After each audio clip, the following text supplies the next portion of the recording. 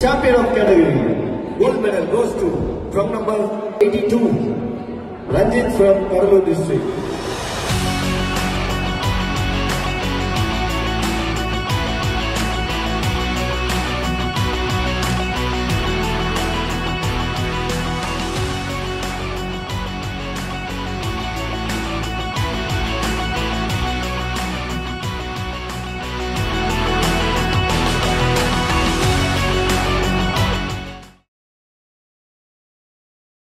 Hi hello வணக்கம் my boys and girls. Yes, இன்னைக்கு நம்ம கூட இன்டர்வியூ செஷனில் மிஸ்டர் ஏஷியா மற்றும் ஃபிட்னஸ் கோச்சாக இருக்கக்கூடிய மிஸ்டர் ரஞ்சித் சேகர் இருக்காரு.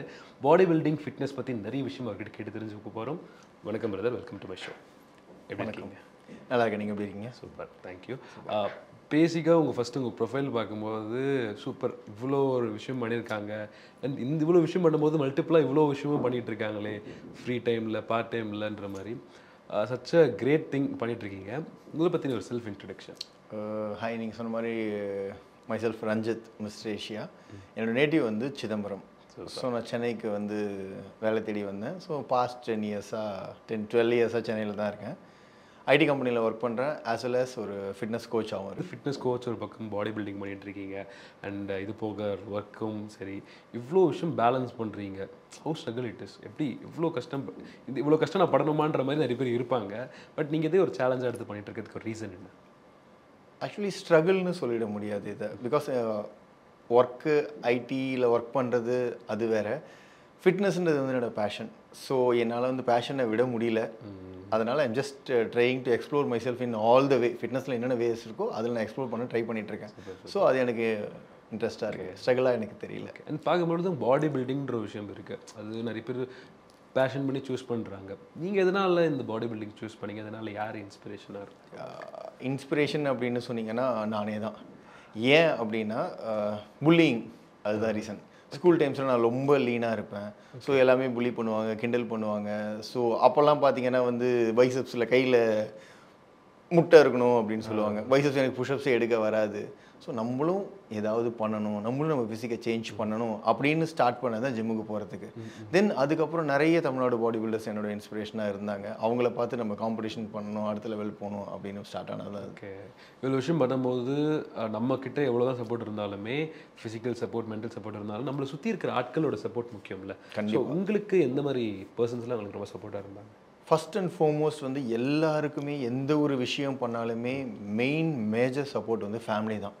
என்னை பொறுத்த வரைக்குமே வந்து அவ்வளோ சப்போர்ட்டிவாக இருந்துகிட்டு இருக்கிறது, இப்போ வரைக்கும் இருக்கிறது என்னோடய ஃபேமிலி. ஸோ அவங்களுக்கு நான் வந்து ஃபஸ்ட்டு தேங்க்ஸ் சொல்லிக்கிறேன். அண்ட் நெக்ஸ்ட்டு பார்த்தீங்க அப்படின்னா என்னோடய கோச், அவரும் என்னோடய மெயின் சப்போர்ட். ஸோ இந்த மாதிரி சப்போர்ட்ஸுன்ற பார்க்கும்போது நிறைய பேர் நிறைய விஷயத்தில் சப்போர்ட் பண்ணியிருக்காங்க. என்னோடய லாஸ்ட் காம்படிஷனில் பார்த்தீங்கன்னா என்னோடய கிளைண்ட்ஸ் எனக்கு ரொம்ப ரொம்ப ரொம்ப ரொம்ப சப்போர்ட்டிவாக இருந்தாங்க. அவங்கள மாதிரி நான் அப்படி ஒரு சப்போர்ட் அவங்கக்கிட்டேருந்து நான் கிடைக்கும்னு நான் எதிர்பார்க்கவே இல்லை. அவங்களாம் எனக்கு ஓகே ரொம்ப இம்பார்ட்டன்ட். மீன்வைல் இவ்வளோ சப்போர்ட் வச்சு ஒரு காம்பீட் பண்ணுறது ஒரு பெரிய விஷயமா இருக்குது. அந்த வரிசையில் தான் நீங்கள் மிஸ்டர் தமிழ்நாடு பண்ணியிருந்தீங்க. அந்த ஜெர்னி எப்படி இருந்துச்சு? ஆக்சுவலி வந்து இப்போ நான் ஒரு 8 இயர்ஸ் முன்னாடி வந்து டிஸ்ட்ரிக்ட் லெவல் காம்படிஷன் பண்ணிட்டு இருந்தேன். அதுக்கப்புறம் வந்து 8 இயர்ஸ் முடிஞ்சது, ஜாபு, ஒர்க்கு அப்படின்னு சொல்லி எல்லாமே மாறிடுச்சு. ஸோ ஆஃப்டர் தட் திருப்பி ஃபிட்னஸ் ஸ்டார்ட் பண்ணணும்னு நினைக்கும் போது தான் எனக்கு வந்து ஸ்டேட் லெவலில் அச்சீவ் பண்ணணும் அப்படின்னு ஸ்டார்ட் பண்ணேன். ஸ்டேட் முடிஞ்சிருச்சு, அடுத்து என்ன பண்ணலாம் அப்படின்னு பார்க்கும்போது நேஷனல் லெவல் இன்டர்நேஷ்னல் லெவல் போகலாம் அப்படின்னு பிளான் பண்ணி டார்கெட் பண்ணி பண்ணது தான் ரீசெண்டாக அச்சீவ் பண்ண mister Asia 2025 silver medal. Congrats brother. வாழ்த்துக்கள். மிஸ்டர் ஏஷியா 2025 தாய்லாந்து நடந்த மிஸ்டர் ஏஷியாவில் ஓகே சில்வர் மெடல் பண்ணியிருக்கேன் ஃபிட்னஸ் கேட்டகரியில். பெரிய விஷயம். பிகாஸ் ஸ்டேட்டு, டிஸ்ட்ரிக்ட் அப்படின்னு மாறும்போது அடுத்தடுத்த கட்டம் போயிட்டு இருக்குல்ல. இன்டர்நேஷ்னல் போகும்போது நிறைய வேரியன்ஸ் இருக்கும், அங்கே நிறைய பேர் வந்துட்டு இருப்பாங்க, ஏகப்பட்ட விஷயம் நடந்துட்டு இருக்கும்.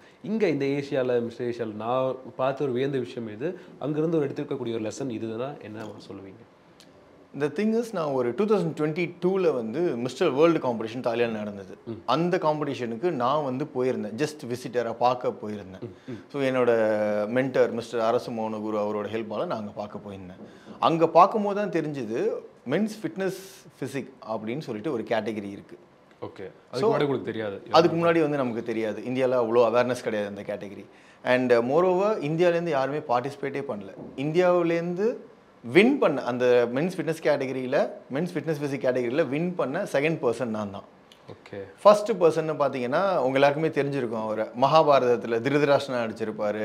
Adding to that Thakur Anoop Singh. Adding to that சிங்கம் 3ல வந்து வில்லன் ரோல் பண்ணியிருப்பாரு. இப்போ நிறைய ரோல் பண்ணிட்டு இருக்காரு. ஐ கெஸ் நீங்க சொல்றது வந்து 2011 இதுக்கப்புறம் தான் அவருக்கு 2011 அவர் வந்து silver, Asia silver, then gold in world. அது முடிச்சதுக்கு அப்புறம் தான் அவரோட லைஃபே ரொம்ப பெரிய டேர்னிங் பாயிண்ட் ஆச்சு.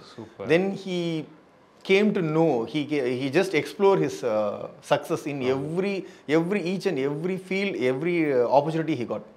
அதை யூஸ் பண்ணி அவர் வந்து ரொம்ப பாப்புலரானாரு. அப்போ வந்து இதுக்கு ஒரு ஸ்டார்ட்டா இருக்கிறது அந்த ஏஷியாவில் நடந்த காம்படிஷன்ல அவர் பண்ண silver medal and as well as வேர்ல்டுல அவர் வாங்கின கோல்டு மெடல். அந்த டைம்ல பெரிய அளவுக்கு பேசப்பட்ட சிங்கம் 3ல அவர் அந்த ரோலுக்கும் பெரிய அளவுக்கு வரவேற்பட்டிருக்கு. அண்ட் மோர் ஓவர் பாடி பில்டிங்ல இருக்கிறவங்க டேரக்டா நெக்ஸ்ட் வந்து சினிமா ஃபீல்டில் தான் என்டர் பண்ணுவேன்னு சொல்லுவாங்க. உங்களுக்கு அந்த மாதிரி எதனாச்சும் ஆப்பர்ச்சுனிட்டிஸ் வந்திருக்கா, இல்லை உங்களுக்கு இன்ட்ரெஸ்ட் இருக்கா அதை பற்றி? இது வரைக்கும் எனக்கு அந்த மாதிரி ஆப்பர்ச்சுனிட்டிஸ் எதுவும் வரல. இதுக்கு மேலே வந்தால் நான் அவாய்ட் பண்ண விரும்பல. கண்டிப்பாக நான் வந்து அக்செப்ட் பண்ணிப்பேன். எடுத்துப்பீங்க? கண்டிப்பாக. சூப்பர். ஏன்னா பாடி பில்டிங்லாம் ஒரு பக்கம் இருந்தாலுமே இது என்னோட கோல், இதுக்காக தான் நான் பண்ணேன் and I'm done with it, நான் இதோட நான் க்ளோஸ் பண்ணுறேன்ற மாதிரி சில பேர் இருப்பாங்க. உங்களுக்கு அந்த மாதிரி என்ன உங்களோட இலக்கு என்னவா இருக்குது இந்த விஷயத்தில் பாடி பில்டிங் வரும்போது? ஆக்சுவலி பாடி பில்டிங்கில் வந்து என்னோட இலக்குன்னு பார்த்தீங்க அப்படின்னா, இப்போ வேர்ல்டு நான் இப்போ அடுத்து வந்து வேர்ல்டுக்கு செலக்ட் ஆகிருக்கேன். ஏஷியா 2025 வந்து சில்வர் மெடல் ப்ளேஸ் பண்ணதுனால மிஸ்டர் வேர்ல்டு 2025 இந்தோனேஷியா பாட்டமில் நடக்குது. ஸோ அதுக்கு நான் வந்து செலக்ட் ஆகியிருக்கேன். வாழ்த்துக்கள். ஸோ இப்போ தமிழ்நாட்டிலேருந்து நீங்கள் தமிழ்நாட்டிலேருந்து 4 பேர், அதில் நான் ஒரு ஆள். வாழ்த்துக்கள். So to the November 11th Indonesia நாங்கள் போகிறோம் கம்ப்ளீட் பண்ணுறதுக்கு. ஓகே, நம்ம டிஸ்ட்ரிக்ட் பார்த்தாச்சு, ஸ்டேட்டை பார்த்தாச்சு, இப்போ அடுத்தது இன்டர்நேஷனல் வேர்ல்டு அளவுக்கு நீங்கள் காம்பீட் பண்ணுறீங்கன்னா இந்த ஜேர்னி வந்து ஒரு பெரிய ஜேர்னியாக இருந்திருக்கும்ல உங்களுக்கு? கண்டிப்பாக. அதுக்கு எந்த அளவுக்கு நீங்கள் மென்டல் அண்ட் ஃபிசிக்கலாக ப்ரிப்பேர் ஆகிறீங்க? ஆக்சுவலி வந்து சப்போர்ட் வைஸ் எனக்கு வந்து ரொம்ப ஹெல்ப்ஃபுல்லாக இருந்தாங்க எல்லாருமே. நான் இது பண்ண வேணாம் அப்படின்னு நினைக்கும் போது ஏன் பண்ணல, எல்லாருக்குமே இந்த சான்ஸ் கிடைக்காது. ஃபஸ்ட்டு இது எப்படின்னா, ஒரு செலெக்ஷன் ட்ரையல்ஸ் நடக்கும். ஆல் ஓவர் இந்தியாவிலேருந்து 400 அத்லெட்ஸ் வருவாங்க. அந்த அத்லெட்ஸில் அவங்க ஃபில்டர் பண்ணுவாங்க. இது நடந்தது 6-7 months முன்னாடி. ஸோ அதுலேருந்து தான் உங்களுக்கு ஏஷியா செலெக்ஷன் கொடுப்பாங்க, வேர்ல்டு செலெக்ஷன் கொடுப்பாங்க. ஸோ அப்போ வந்து எனக்கு செலெக்ஷன் கிடச்சிது. அப்புறம் நான் ஏஷியா மட்டும் பண்ணலான்னு இருந்தேன். அப்புறம் ஏஷியா பண்ணியாச்சு, வேர்ல்டுக்கு செலெக்ஷன் கிடச்சிருக்கு, ஏன் பண்ணாமல் இருக்க பண்ணுனாங்க. ஸோ அந்த மாதிரி சப்போர்ட் கிடச்சி ஓகே ஒன்றரை. ஏன்னா நெக்ஸ்ட்டு நிலையில்லாத வாழ்க்கை, அடுத்து என்ன நடக்கும்னே நமக்கு தெரியாது. ஸோ அப்புறம் நமக்கு சான்ஸ் கிடைக்குமா, இன்னும் 2 வருஷம் கழிச்சு நம்ம பண்ணிக்கலாம்னா நம்ம ஃபிசிக் ஒத்துழைக்குமா, நம்ம சுச்சுவேஷன் ஒத்துழைக்குமா, அதெல்லாம் தெரியாது. ஸோ அதனால் இப்போ பண்ணி ஐ திங்க் நீங்கள் ரொம்ப அதிர்ஷ்டசாலி நினைக்கிறேன். Because you have people of good peoples உங்களை சரௌண்ட் பண்ணி good hearted peoples. Good heart. I'm proud, really I'm proud to see that. அது ரொம்ப நிறைய பேருக்கு அது அமையாது. கண்டிப்பாக. ஏன்னா இப்போ இருக்கிற சுச்சுவேஷனில் போட்டி பொறாமல் இருக்கிற ஒரு ஓட்டத்தில் நீ பண்ணு, நீ என்னால் முடியல நீ பண்ணுன்றது புஷ் பண்ணுறது பெரிய விஷயம். அந்த மாதிரி பீப்புள் வந்து எனக்கு நிறைய பேர் இருக்காங்க. Really I'm so happy. நீங்கள் அதிர்ஷ்டசாலி. ஓகே. அண்ட் மோர் ஓவர் வந்து இவ்வளோ ப்ரிப்பேர் பண்ணியிருக்கீங்க. ஓகே. அண்ட் டிஸ்ட்ரிக்ட் லெவலாக இருக்கட்டும் சரி, ஸ்டேட் லெவலாக இருக்கட்டும் சரி, இவ்வளோ விஷயம் பண்ணும்போது உங்களுக்கு பர்சன் இன்டேக்குன்னு இருக்கும்ல. நான் இப்போ அங்கே ரெப்ரசென்ட் பண்ண நம்ம தமிழோட நான் ரெப்ரசென்ட் பண்ணி ஒரு வேர்ல்டு ரெக்கார்ட் பண்ண போகிறேன்னா, இங்கே நான் வந்து இந்த விஷயத்தில் நான் காமிக்கணும்னு நினைக்கிறேன்ற மாதிரி ஒரு விஷயம் இருக்கா எதனாச்சும் உங்கள் சைடில் இருந்து? இங்கே காமிக்கிறோம் அப்படின்னா, இங்கே வந்து நான் இப்போ ஸ்டேட்ஸ் எல்லாமே கோல்டு மெடல் பண்ணியிருக்கேன். ஆக்சுவலாக லாஸ்ட்டு ஒரு 2 மிஸ்டர் தமிழ் 2 times இந்த இயர்லேயே ஒரு 7 monthsக்குள்ளே வந்து நான் காம்படிஷன் ப்ரெப் ஸ்டார்ட் பண்ணதுலேருந்து லாஸ்ட் டிசம்பர் ஸ்டார்ட் பண்ணேன்.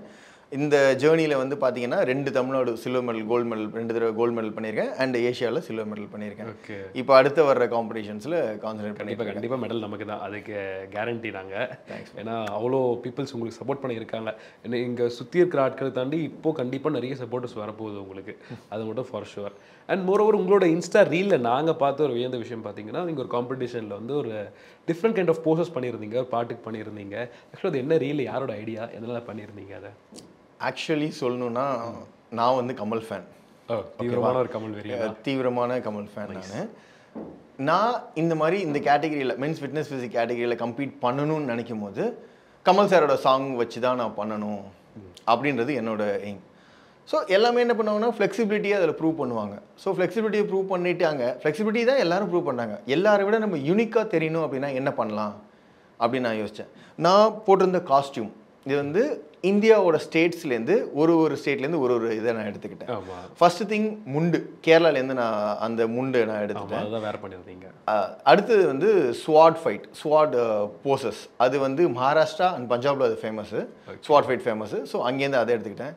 அண்ட் எண்ட் ஆஃப் த டே பார்த்தீங்கன்னா இப்போ இருந்தாலும் நம்மளாம் தமிழர்கள் தானே. ஸோ சிலம்பம், நம்மளோட சிலம்பம் அதையும் வச்சுட்டு எல்லாத்தையுமே கம்பைன் பண்ண மாதிரி ஒரு சேல் போஸ்ட் ஒன்று பண்ணேன். சூப்பர். அதுக்கு நல்ல ரெஸ்பான்ஸும் கிடச்சிருச்சுல உங்களுக்கு. அது ஒரு பார்க்கும்போது கம்ப்ளீட் பேக்கேஜாக இருந்துச்சு அது ஒரு பார்க்கும்பொழுது. ஸோ அந்த மாதிரி தான் சரி இந்த வேர்ல்டு ரெக்கார்டு ஏதாச்சும் வச்சிருக்கீங்களா, அங்கே ஏதாச்சும் இந்த மாதிரி பண்ணலாமா, அந்த மாதிரி அந்த ஒரு கியூரியாசிட்டியில் கேட்டேன் அந்த கொஸ்டின். இல்லை இருக்குது, வேர்ல்டுக்கு வந்து ப்ரிப்பேர் ஆகிட்டுருக்கு இருக்கு. நம்ம அதை சீக்ரெட் ஓப்பன் பண்ண வேணாம். இந்த தடவை சாங்குமே போன தடவை கமல் ஃபேனு. ஸோ சாங்குமே வந்து ஹேராம் படத்துலேருந்து எனக்கு ரொம்ப பிடிச்ச சாங் அது, அதை நம்ம இது பண்ணியிருந்தோம். இந்த தடவை கம்ப்ளீட்டாக வேறு ஜேர்னலு வேறு இது. நம்ம அந்த சாங் கேட்டாலே நமக்கு கூஸ் பம்ப் ஆகிற மாதிரி ஒரு சாங் தான் பண்ணியிருக்கோம். பர்ஃபார்மன்ஸும் ரெடி ஆகிட்டு இருக்கு. நல்லா பண்ணிக்கான எல்லா எஃபோர்ட்டுமே நீங்கள் போட்டுட்ருங்க. சப்போர்ட்டை பற்றி பிரச்சனை இல்லை, ஆல்ரெடி உங்கள் சைடில் பயங்கர சப்போர்ட் இருக்குது. இப்போ மக்கள் சப்போர்ட்டும் வரப்போகுது. அண்ட் குறிப்பாக சொல்லும் போது இவ்வளோ பெர்ஃபார்ம் பண்ண போகிறதுக்கு டியூரேஷன் எதனாச்சும் இருக்கா? இந்த பர்டிகுலர் டியூரேஷனில் தான் நீங்கள் உங்களோட பாடியை ஃப்ளெக்சிபிள் பண்ணணுன்ற மாதிரி எதனாச்சும் இருக்கா? டியூரேஷன்னு கிடையாது, நம்ம போடுற எஃபர்ட் பொறுத்து தான் இருக்குது. நம்ம எஃபர்ட்டே போடல அப்படின்னா நம்ம எவ்வளோ டியூரேஷன் கொடுத்தாலும் நமக்கு பத்தாது.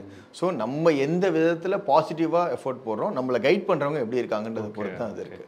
இவ்வளோ ஒரு ஜர்னி எவ்வளோ மந்த்ஸாக train? December to October. So 10 months ஆகிடுச்சு. ஸோ அடுத்து 9 months 11 months. அங்கே பெர்ஃபார்ம் பண்ணுற லென்த் எவ்வளோ நேரம் நீங்கள் பெர்ஃபார்ம் பண்ணுவீங்க? 90 seconds. அந்த ஒரு 90 செகண்ட்ஸ்க்காக இங்கே ஒரு 10 months ஜேர்னி இருக்கா? கண்டிப்பாக. ஓகே. அண்ட் இவ்வளோ பேர் காம்பீட் பண்ணுறாங்க, இவ்வளோ பேர் விஷயமாக நீங்கள் வந்துட்டு இதெல்லாம் தாண்டி நீங்கள் ஜட்ஜ்மெண்ட் நிறைய பண்ணியிருக்கீங்க, ஜட்ஜஸாகவும் போயிருக்கீங்க, ஜட்ஜாக இருந்திருக்கீங்க. அந்த விஷயம்லாம் உங்களுக்கு அது ஒரு புது ஒரு எக்ஸ்போஷர் கிடச்சிருக்கோம்ல, அங்கே எப்படி இருந்துச்சு உங்களுக்கு? நான் காம்படிஷன் 7 years முன்னாடி ஸ்டாப் பண்ணதுக்கு அப்புறமும் நான் முன்னாடி சொன்ன மாதிரி தான் பேஷன் என்னால் விட்டு கொடுக்க முடியல. ஸோ நம்மளால் கம்பீட் பண்ண முடியாது. எனக்கு என்ன ஒர்க் பார்க்கணும், எல்லாமே டைம் அலோகேட் பண்ணுறது கொஞ்சம் டைம் மேனேஜ்மெண்ட்டில் அப்போ நான் கொஞ்சம் போராக இருந்தேன். சரி எப்படி பண்ணுறதுன்னு தெரியல. ஸோ இதில் என்ன இருக்குது அப்படின்னு பார்த்ததில் ஜட்ஜிங் பேனல்னு இருக்குது பாடி பில்டிங்க்கு. ஸோ அதில் எக்ஸாம்ஸ் கிளியர் பண்ணி டிஸ்ட்ரிக்ட், ஸ்டேட், நேஷனல், இப்போ நான் வந்து ஒரு நேஷனல் லெவல் ஜட்ஜ் IBBFனு ஒரு அசோசியேஷனில். இதுக்கெல்லாமே குவாலிஃபிகேஷன் இருக்குது. இதெல்லாம் குவாலிஃபை பண்ணால் தான் அந்த பொசிஷன் தருவாங்க. ஆமாம், ஸ்டேட் டிஸ்ட்ரிக்ட் நீங்கள் கிளியர் பண்ணால் தான் ஸ்டேட் ஜட்ஜ் எக்ஸாம் எழுத முடியும். அது கிளியர் பண்ணால் தான் நேஷனல் ஜட்ஜ் எழுத முடியும். ஓகே. இங்கே ஒரு எக்ஸாம் கிளியர் பண்ணுறது இதுவாக இருக்குது. நீங்கள் அதான் பிடிச்சி பண்ணலாம், எதை வேணால் பண்ணலாம். நம்மளுக்கு ரொம்ப பிடிச்ச ஒரு விஷயம் பண்ணோம் அப்படின்னா கண்டிப்பாக பண்ணிடலாம். ஒரு சேயிங் இருக்குல்ல, நமக்கு பிடிச்ச விஷயத்த பண்ணால் வேர்ல்டே நமக்கு சப்போர்ட் பண்ணும், உலகமே தானாக வந்து சப்போர்ட் பண்ணணும். அந்த மாதிரி எனக்கு நிறைய சப்போர்ட். இந்த நம்ம எது ரொம்ப இன்ட்ரெஸ்ட் எடுத்து பண்ணுறோமோ அதுக்கு நல்ல சப்போர்ட் கிடைக்கும். நல்ல எந்தூசியாஸ்டிக்காக நம்ம பண்ண முடியும்.